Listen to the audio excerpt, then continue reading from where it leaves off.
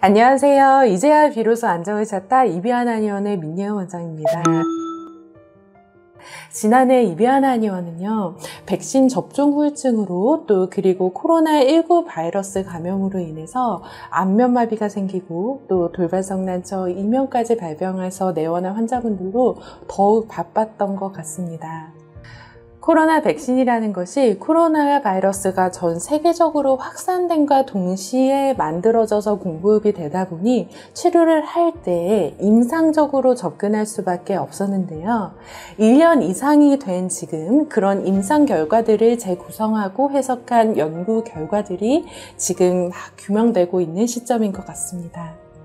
미국 클리블랜드 대학병원 연구팀은 코로나 바이러스 환자 약 35만 명을 대상으로 코로나 바이러스와 안면마비의 연관성을 조사했는데 코로나 바이러스에 감염된 환자의 안면마비 발생률은 10만 명당 82명으로 일반적으로 알려져 있는 15명에서 30명 정도 발병률보다 상당히 높게 나왔어요. 결론적으로 코로나 바이러스에 감염된 환자분들은 그렇지 않은 환자분들에 비해 안면마비 발생 위험이 7배나 높다는 겁니다. 이는 코로나 바이러스가 인체에 들어와 대항하는 면역 과정에서 직접적으로 신경화적 손상을 발생시키기 때문입니다. 또한 감염으로 인한 면역력 저하도 발병률을 7배나 높이는 원인이 되는데요. 감염 이후 오한, 두통, 기침, 고열 등 호흡기 감염 증상 자체는 일주일 안에 지나갔지만 체력이 안 올라오시는 경우가 요즘 정말 많으시죠?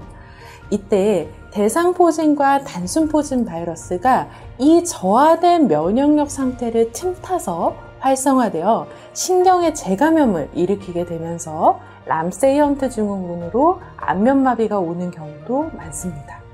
또 자가격리 등으로 생활 스트레스가 커지면서 불면을 동반되는 사례도 많다 보니까 면역력이 필요한 시기에 오히려 면역력에 틈을 내줘서 안면마비의 발생률을 증가시키는 것 같습니다. 그럼 임상적으로 코로나 바이러스 감염으로 인한 안면마비는 그렇지 않은 안면마비와 어떤 차이가 있을까요? 저번 영상으로 안면마비 예후에 대해서 설명을 드린 적이 있죠. 안면마비 예후는 1번 발병 당시 신경손상 정도, 2번 발병 후 72시간 내에 골든타임 내 대처, 3번 발병 이후 신체 회복력, 이 세 가지에 의해서 결정된다고 설명드렸었는데요. 지난 2년간 코로나 바이러스 감염으로 인하여 안면마비가 발생한 환자분들을 치료해 본 결과 신경 손상 정도를 판단하는 안면운동 점수에 비해서 완치되는 데까지 걸리는 시간이 원래 저희가 일반적으로 알고 있었던 특발성인 안면마비 환자분들보다 훨씬 더 오래 걸렸습니다. 완전 마비가 아닌 경우에도 후유증을 남겨서 6개월째 치료를 받고 계신 분들도 계시고 일반적으로 저희가 알고 있는 예후보다 훨씬 좋지 않았던 경우가 많았습니다. 이는 호흡기 감염으로 인한 폐맥의 기능 저하 또한 안면순환에 방해가 되는 것으로 보고 있습니다. 따라서 이비인 한의원에서는 코로나 바이러스 감염으로 인하여 안면마비가 온 경우는 일반적인 안면마비 환자들보다 안면 운동 점수 대비 예후를 보수적으로 잡고 폐 기능을 활성화시켜 줄 수 있는 혈자리 자극과 폐 호흡량을 증가시키고 자율신경을 빠르게 안정화시키는 약제들을 추가로 처방해서 완전 회복을 돕고 있습니다.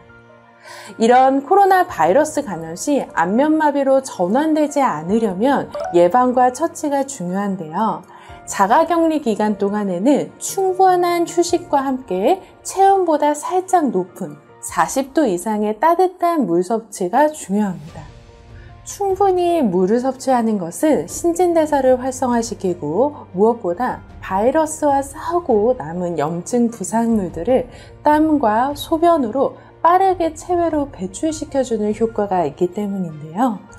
또한 말초 안면신경의 압박이 일어나지 않도록 옆목과 뒷목을 충분히 풀어주시는 것도 중요합니다.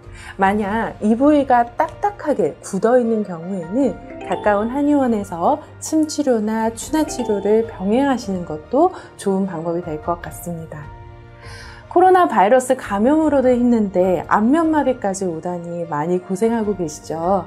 단계에 맞는 적절한 치료를 통해 코로나도 안면마비도 거뜬히 극복하시길 바라겠습니다. 지금까지 이비한 한의원의 민예은 원장이었습니다. 감사합니다.